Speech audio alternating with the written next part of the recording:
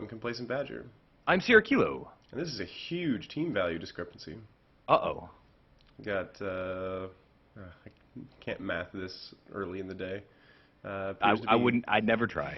Appears to be 550, 650. That's so much. It's got to be. It's got to be.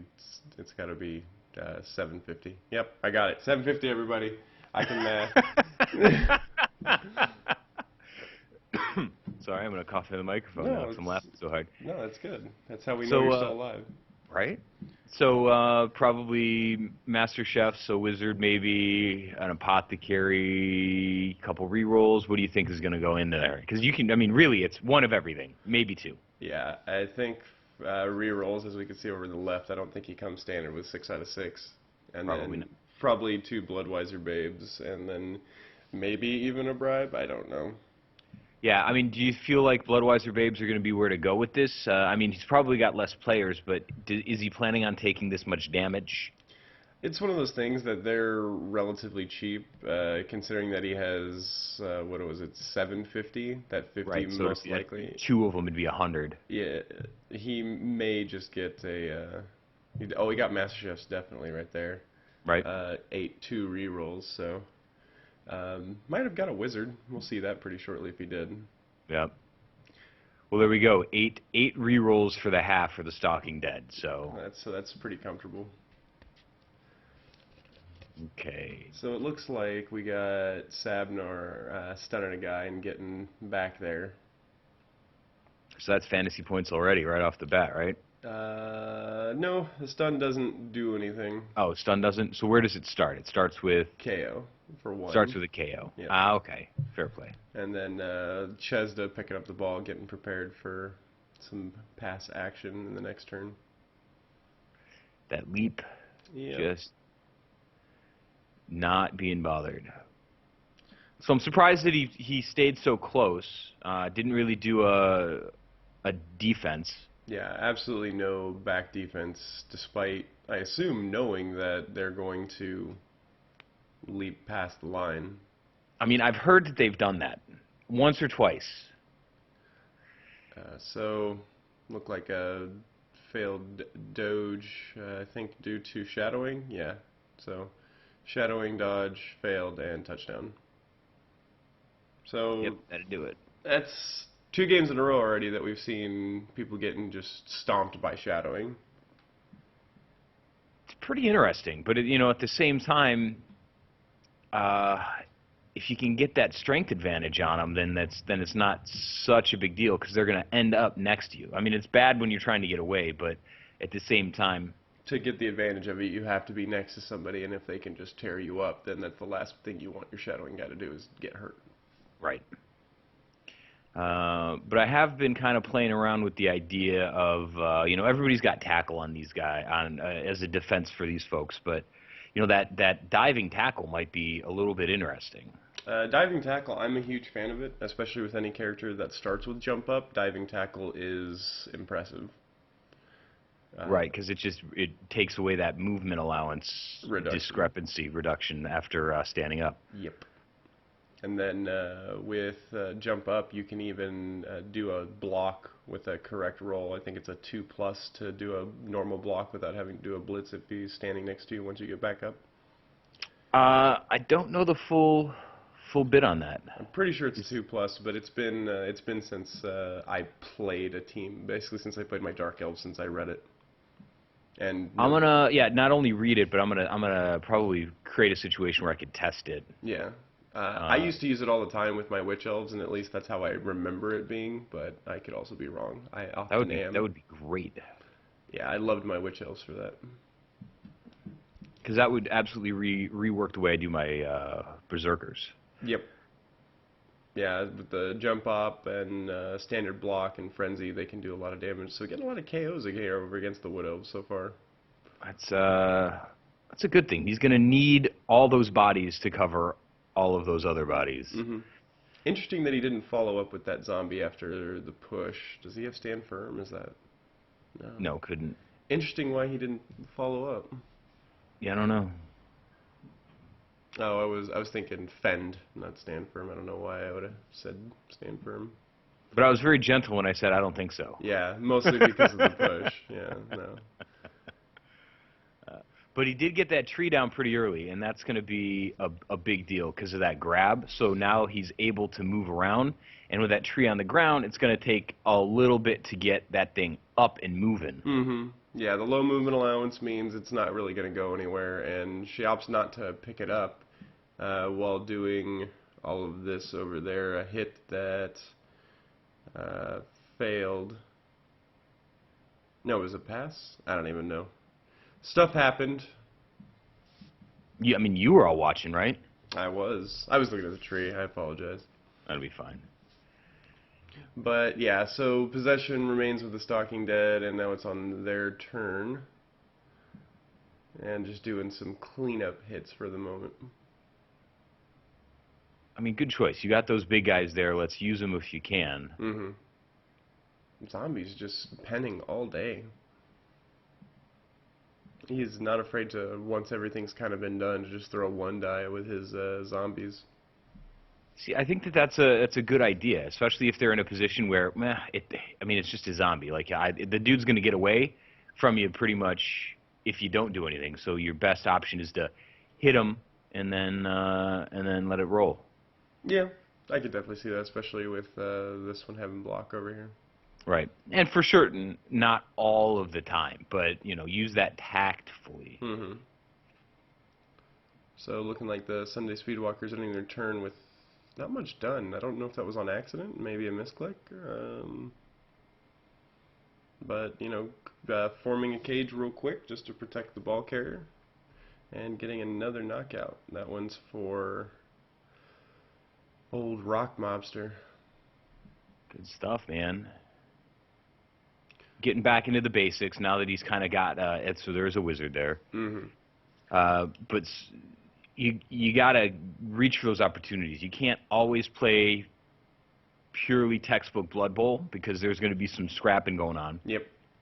But realizing that you can now, after you've got the field kind of organized and you've got some semblance of control, whether that's on the pitch or just in your head, but getting into that position where you're making it tougher for them to do what they want to do. Yep. Over here in the center, interesting situation that might bite her later in the game. The treeman, Sturdy Wood, had to use a go for it, trying to get adjacent to Rock Mobster, and had to use a reroll to succeed. So dwindling the very small amount of resources that she has on arguably something that's not terribly important. True. So able to get that player down over there. Mm-hmm. And up get to free a Ghoul little Runnings, and Ghoul Runnings should be able to get a touchdown. There it is. Make it so. So I believe that's Ghoul Runnings' first career touchdown. Good stuff, man. That's it's exactly what you want to do. Put that guy into position, and if you don't have to throw it, that handoff is a great way to reduce one of the die rolls that you'd have to throw. Yep. A handoff, if you can, is always better. I mean, it doesn't give you star player points, but it does get the ball to the person that you need a lot easier. Right. All you have to do is catch. You don't have to throw it at that point. Mm-hmm. So going into a 1-1 game, it's not impossible for the Wood Elves to score, but it will be difficult. I'd like to see the Stalking Dead play a little more defensively at this point. Get a little bit back off the line, maybe. But he is rolling double up, so while the leap is not being contested whatsoever, it does make anybody just normally trying to walk through have a more difficult time. Correct. However, him putting his zombie on the line over here, while she had a person on the line, completely destroyed that entire plan, because that gave a free block and then a blitz through to just completely open up his backfield. So if you're not the person that's going first, so failed leap, it happens. But if it feels good to know that it does, though. Yeah. If you're not the person who's going first, be very cognizant that if you put your guy on the line, he will likely get hit. So if that's going to break up your entire line, don't put him on the line. Put him one space back. I think that's a fairly good rule in general, is when you're kicking, you should really only have good gracious. So re-rolling on a level 3 lineman. I don't know if I would have re-rolled a dead on a level 3 lineman. Lightning does not do anything. We got really shitty lightning nowadays. Right? I guess they took all their piercings out. I guess for me, just because I don't care about linemen, especially a level 3 touchdown with an easy pass. Um, but the linemen, once they get a couple levels to them, they're really not paying their dues anymore because they're really just meant to get hit. Right. And all they're doing is giving your opponents inducements. So a dead lineman, while bad-ish, I'd be more afraid of protecting my positionals. That's a good point. I like to think that the positionals are where your team is. The linemen are a little bit of fodder. If you have a really good build or a favorite character, then that's one thing. Uh-oh. Yeah, so catch that into the hand and then kind of just going destructive on the line. Just the stuff, Oh, the though. tree man. Oh, yeah, that thrown rock. Yeah, that Sturdywood's gone, bro. Yeah, Sturdywood got domed with an injury even. I think it was a badly hurt. Right. So he's out for He's out for the game. the game. And that's where we go to talk about is yeah, badly hurt. Had she kept the apothecary, she would have been able to use it on him to potentially have or not even potentially, have a 100% chance of taking away that injury. Right. Well, 'Cause, that's so you can roll an apothecary on the like the pitch invasions and maybe the rock. maybe Maybe you not the can't. pitch invasion, just because it's so many players simultaneously. But Right. I'm pretty sure on a throw rock, it's given me the option before. Okay. I could be wrong, but I'm pretty sure that it has let me apothecary it before. Okay.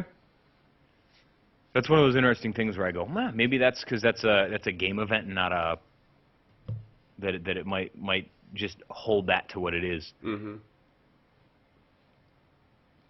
But to be fair, I guess the amount of times that it's actually penned is pretty low. Yeah.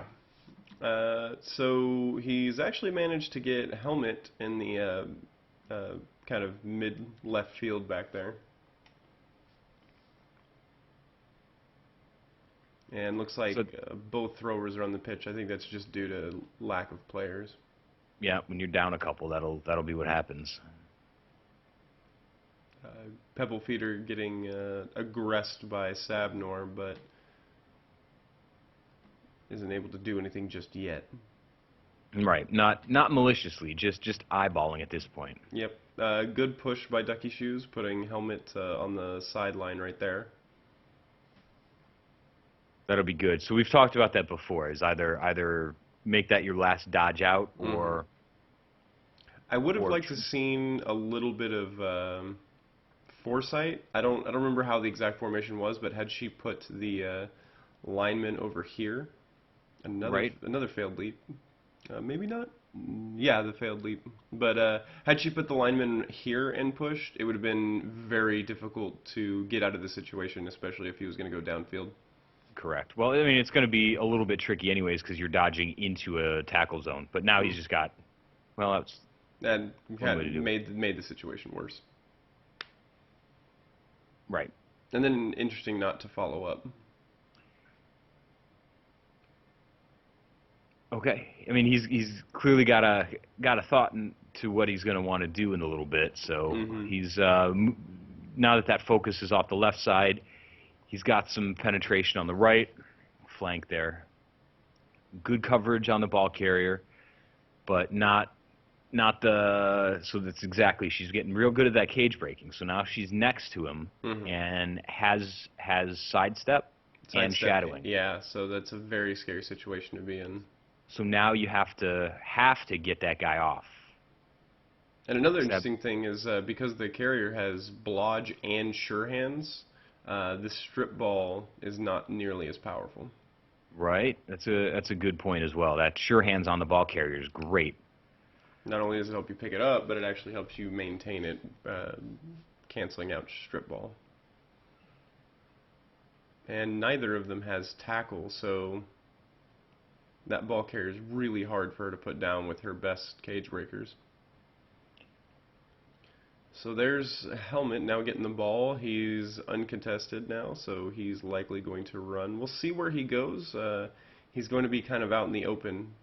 However, this lineman is just about as good as a War Dancer. Take him down with that blodge. So, Right. oh, another KO. Dropping like flies. Getting that action. I don't know if it can't be that there's just like there's been an update or something. That's cool. It's shadowing. Yep, shadowing might ruin this. Yep. Yep. But I don't know if I've just woken up to a new game of Blood Bowl or something, but the penetrations have been, wow. Yep. Have been pretty incredible lately. Like the first two weeks of the season, we've seen just an incredible amount of blood on the pitch. I think it's because last season we had so many teams that were fresh. Right. There were a lot of teams, at least almost in every single game we were playing with fresh teams, at least on one side of the pitch.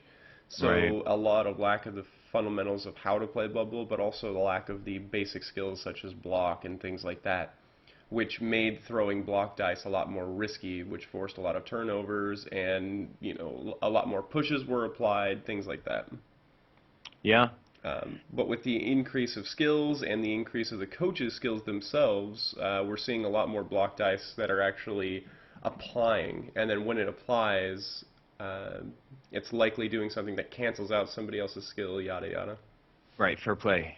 But yeah, I mean, there's just been a ton of penetration going on. Yeah, it's a much higher level of Blood Bowl. Plus, on average, I feel that this league has a much lower armor value than some other leagues that I've seen. That's a good point as well.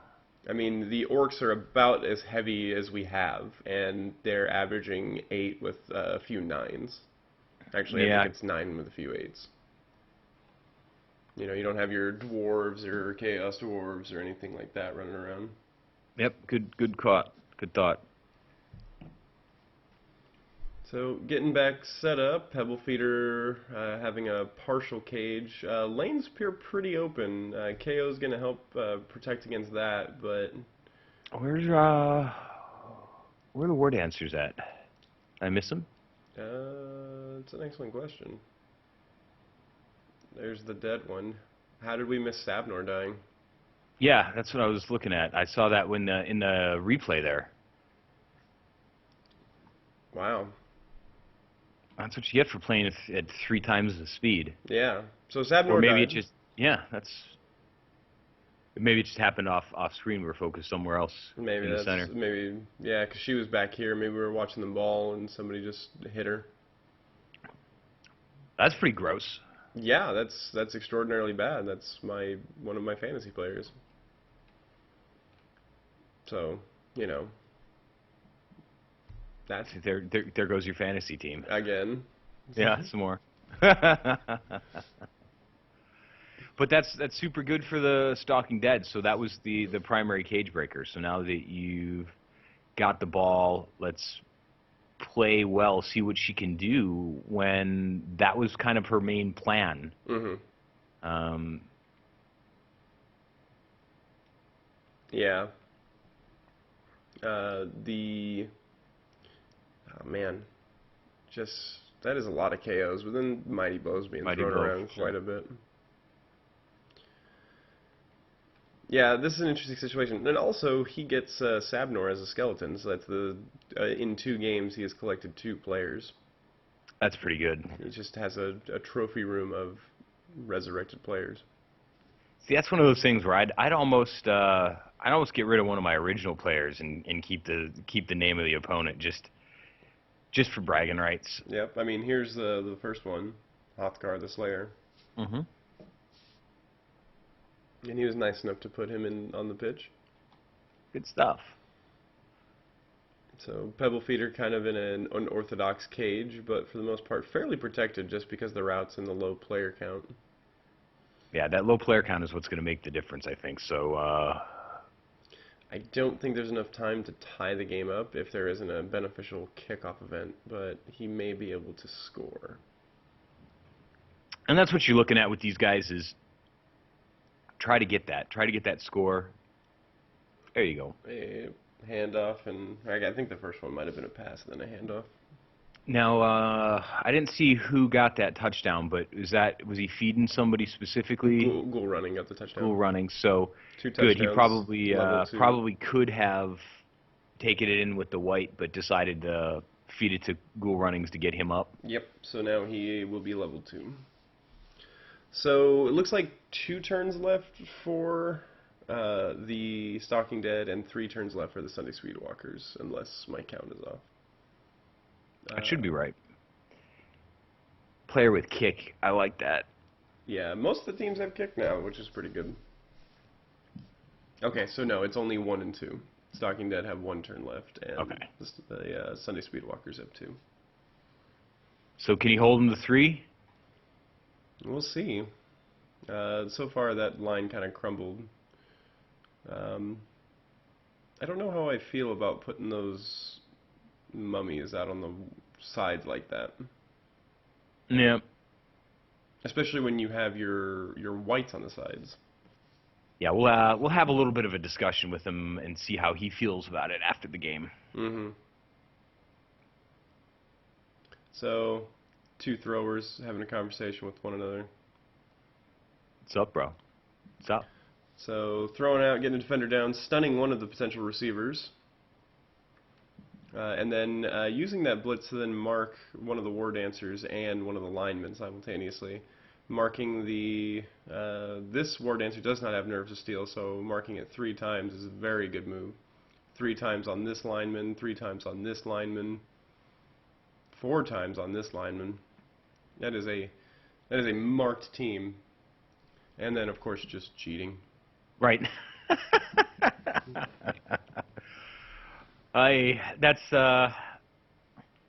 frustrating to do when you go through all of that to make it happen and then it doesn't. Yeah, I mean, that was... Let's look at the rolls on that one.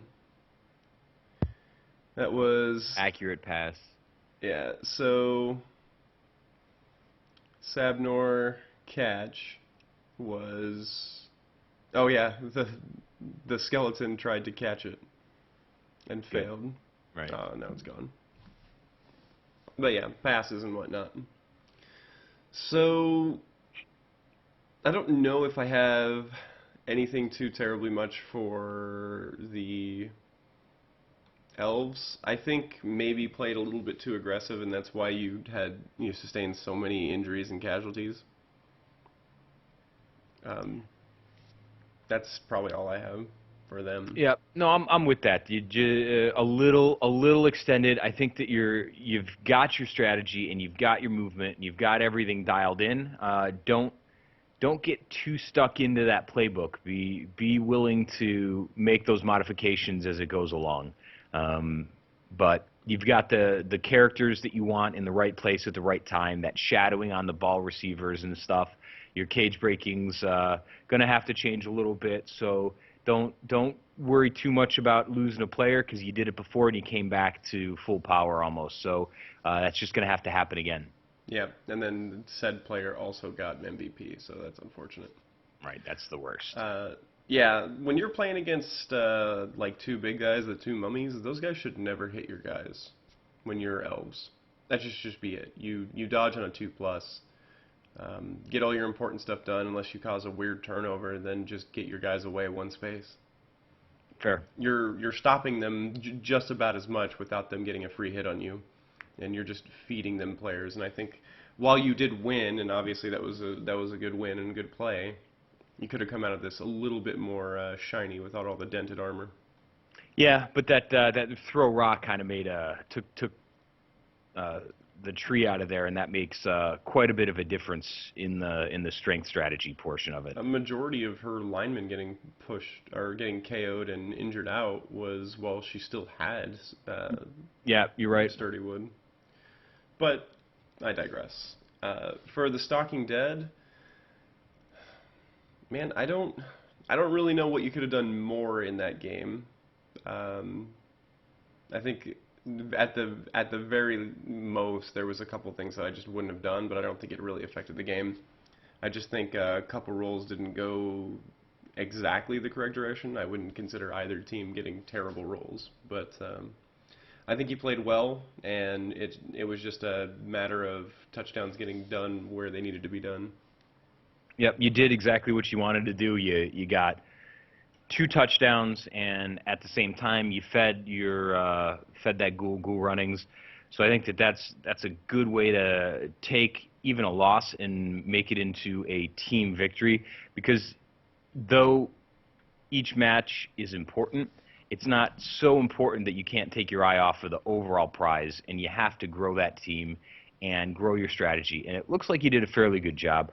I think that I've had trouble with this team before too, so I don't know if I have the best advice for it, but I like to pull off a little bit. That time that you had a really good defense set up, but it were just a little too close to the line. But aside from that, when you had the ball, you were in control of the pitch, and that's really important. Yeah, I guess I will say, to kind of pile onto that one, is that I don't think your defensive setups were made specifically for the team you were playing, like against the team you were playing. I think you kind of just threw some guys out, and you may have had a reason for it and built it against it, but it wasn't enough with the leap. And again, like we've said multiple times, setting your guys on the line just up against her stuff that's going to hit you first, you're giving up those guys. Right, right. But that's it. Like I said, when you had the ball, you were moving the ball well. The good strategy in cage when you can get it, and you got 2 touchdowns, and that's really what you're looking for in that team is that two touchdown per game strategy. Yep, just got to work on defensive capabilities, and I think your team's going to be, oh, dare I say, perfect. Ready, steady, go. All right, see you guys next time. Later.